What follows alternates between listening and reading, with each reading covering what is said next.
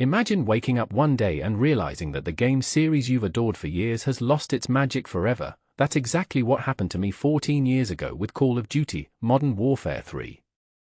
But here's where it gets controversial. Was this the moment the franchise should have gracefully bowed out, or was it just the start of an unending cycle of annual releases? Let's dive into this personal journey and explore why this game changed everything for me, while keeping things accessible for newcomers to gaming history. As the gaming lead at XDA, I spend my days crafting articles, reviews, and insights on the latest in video games, drawing from my background as a staff writer at Digital Trends and a games author at Android Police.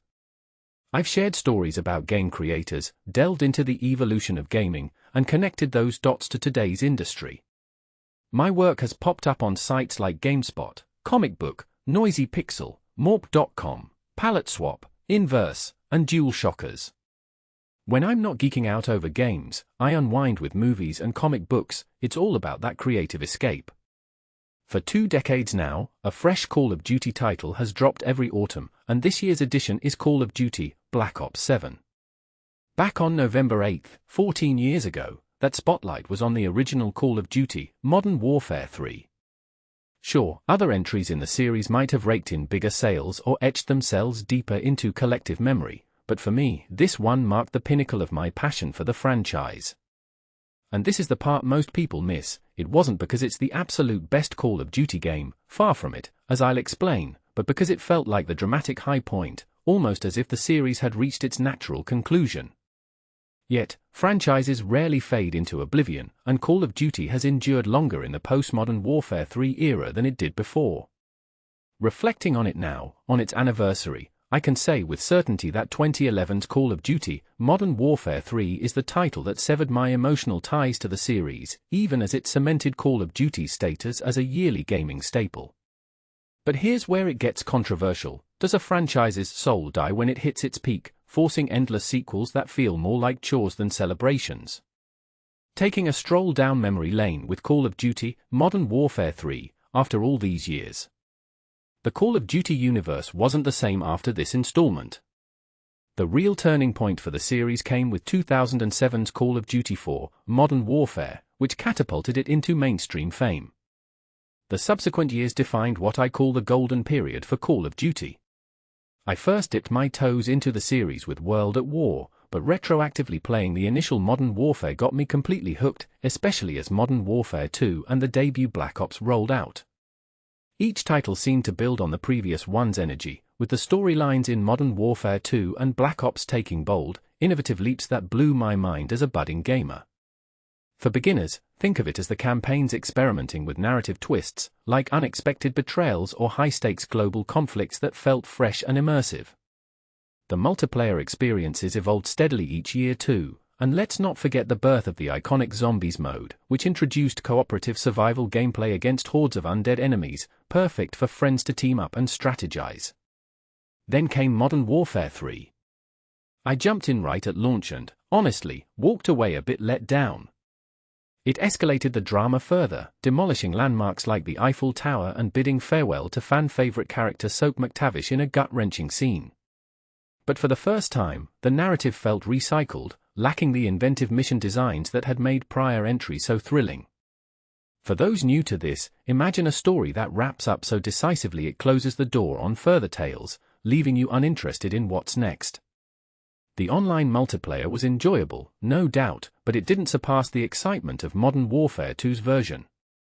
I wouldn't call Modern Warfare 3 a flop. It's got solid mechanics and intense action, but its debut was my first taste of disappointment in the franchise. In hindsight, a mid-development team overhaul probably played a huge role in that.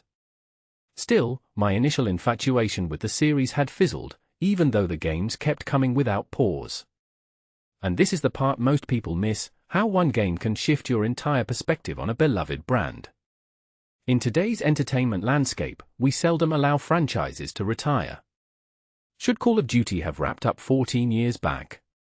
The conclusive nature of its plot, the waning creativity in design, and the internal studio changes suggested Modern Warfare 3 could have been the perfect stopping point. The series had a habit of outdoing itself with each release, but this felt like the culmination of that trend. Although the Modern Warfare branch took an 8-year hiatus, the broader Call of Duty empire marched on. Modern Warfare 3 boasted one of the biggest debuts in gaming history, with record-breaking shipments on day one. Clearly, the profits from annual releases were too lucrative for Activision to ignore, so they turned it into a yearly routine. This approach has proven successful, as Call of Duty often tops the yearly sales lists.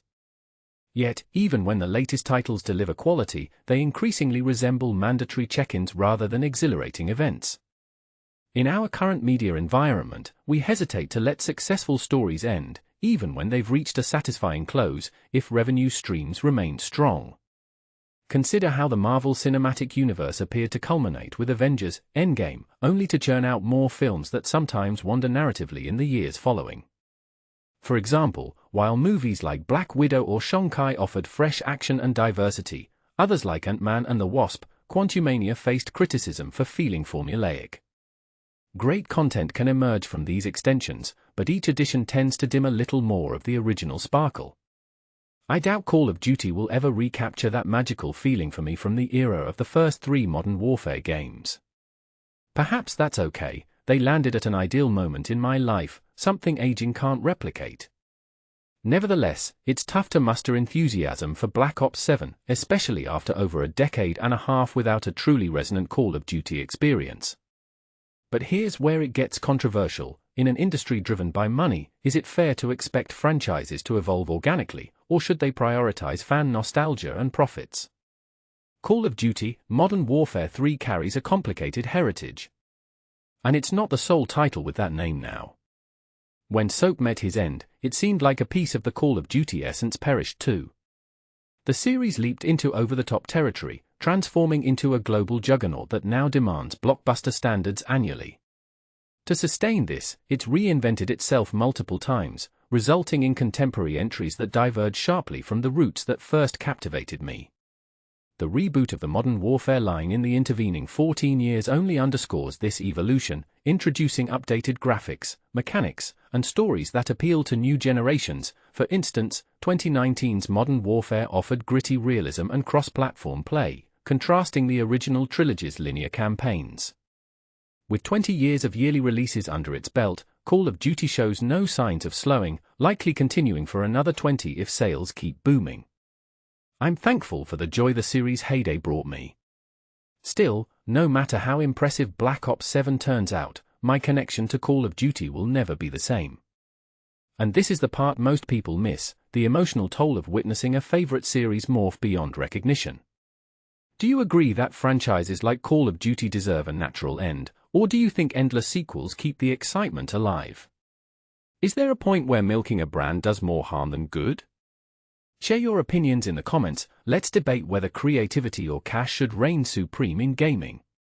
Systems. Released November 8, 2011. ESRB. M for mature, blood and gore, drug reference, intense violence, strong language. Developers: Infinity Ward, Sledgehammer Games. Publishers: Activision. Engine: IW.